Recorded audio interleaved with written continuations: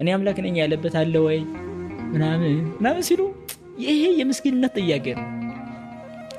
ምክንያቱም ስጋ የለበሰውን አምላክ ነው ብሎ እንዳይቀበሉ ህሊናቸው ስለተቆለፈ አልዝም ብሎ የሌለ ጥያቄ እንዲጠይቁ ያደርጋቸዋል። በአይሁድ ዘንድ ተቆልፎ የነበረው መቆለፍ አሁንም በሌሎች ዘንድ ተቆልፎ ይታያል። ለምሳሌ ወንጌል አምላክን የማስታወቂያ ትምህርት ነው። ዮሐንስ ወንጌል ምዕራፍ 10 እኮ ምን ይላል? እኔ መልካም እረኛ ነኝ አለ።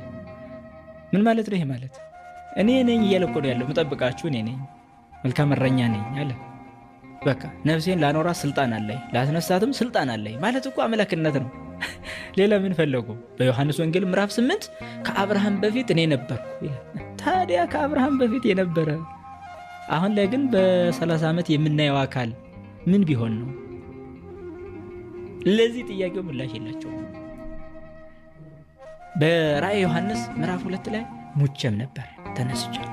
የመጀመሪያው እኔ ነኝ። የመጨረሻው አልፋና ኦሜጋ እኔ ነኝ። ሙቼም ነበር ተነስቻለሁ።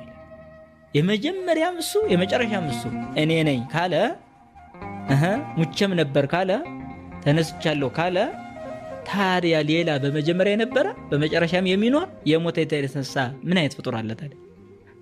የለም። ስለዚህ አምላክነቱን ይናገራል ግልጽ በሆነ ቋንቋ። ሰው መቀበል እስካልወደደ ድረስ ግን ሰብአዊ ባህሪ ስለሚናገሩ ክፍሎች ብቻ ነው የሚያጠነጥኑት።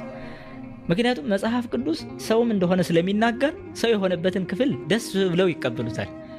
ለሚፈልጉት ሐሳብ መጣጋያ ስለሚመስላቸው፣ ለማይፈልጉት ግን ያለውን ጥቅስ ግን ይረግጡታል። ይሄ ነው ማበድ ማለት። እውነትን የሚፈልግ ህሊና ቀጥታ ለእውነቱ ትልቅ ቦታ አለው። እግዚአብሔር ራሱን ለማስተዋወቅ መጥቶ እኔ ነኝ እያለ ለምሳሌ የህይወት እንጀራ እኔ ነኝ አለ። እንዲህ ያለ እስኪ ከነቢያት ጀምሮ የህይወት እንጀራ የሆነ አንድ ነቢይ ይጥቀሱ? የለም። የህይወት ውሃ እኔ ነኝ አለ። የተጠማ ወደ እኔ ይምጣል። ምን የተጠማ? አምላክን የተጠማ። ምን የተጠማ? ህይወትን የተጠማ። ምን የተጠማ? የዘላለም ድህነትን የተጠማ ወደ እኔ ይምጣል። እኔ ህይወት ውሃ ነኝ አለ። ከዚህ በላይ አምላክነት ምን ይግለጽ? ምንስ ይበላቸው እንዴ?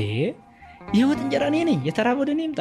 ታዲያ ይሄ ብቻ መሰላችሁ? በዮሐንስ ወንጌል ምዕራፍ 11 ላይ የሚገርም ይናገራል። ትንሣኤና ህይወት እኔ ነኝ። ትንሣኤና ህይወት እኔ ነኝ ያለ ምን ማለት ነው? ሰው ሁሉ እንደሚሞት ግልጽ ነው። ስለዚህ ሁሉ ይሞት፣ የማስነሳ ግን እኔ ነኝ፣ ህይወትንም የምሰጥ እኔ ነኝ፣ ህይወታቸው እኔ ነኝ አለ። ታዲያ ፍጡር ሆኖ ለማን ህይወት ይሆናል? ትንሣኤ የሆነ ፍጡር የት አለ? ይሄን ደፍሮ የተናገረ ነቢይ የት አለ? ይሄን ደፍሮ የተናገረ ሐዋርያ የት አለ? የለም። ስለዚህ ታዲያ ፍጡር ብሎ የሚጠሩ ሰዎች፣ አምላክነቱን የካዱ ሰዎች ለዚህ ምን አይነት ምላሽ ያላቸው? ምንም። ታዲያ አምላክ ነው ብሎ የሚጠሩት የነሱስ ምኑን ይናገራል በዚህ መልክ? ምክንያቱም ፍጡር በማይጠራበት ስለተጠራ አይደል አምላክ ብሎ ያመኑት። ስለሚያምኑት ጉዳይ እኮ እኛስ ምን አለ ታዲያ? ምን አለ? ግልጽ በሆነ ቋንቋ እኔ ወይን ግንድ ነኝ፣ ቅርንጫፎች እናንተ ናቸው። ስለዚህ ከቅርንጫፎች መሃል ማድረግ አይቻልም ግንዱን። የቅርንጫፎች ሁሉ መጠለያ ወይም ተሸካሚ እሱ። ለቅርንጫፎች ህይወት የሚሰጠው ግንዱ ነው። ስለዚህ እኔ የሆነ ግንድ ነኝ አለ። ቅርንጫፉን ነኝ አላለ። ታዲያ ሁሉም ነቢያት ቅርንጫፎቹ ናቸው። ሁሉም ሐዋርያት ቅርንጫፎቹ ናቸው። ሁሉም ምእመናን አማኞቹ ቅርንጫፎቹ ናቸው። ታዲያ እሱሳ ግንዱ ራሱን በዚህ መልክ እንድንረዳው ነው የገለጸው።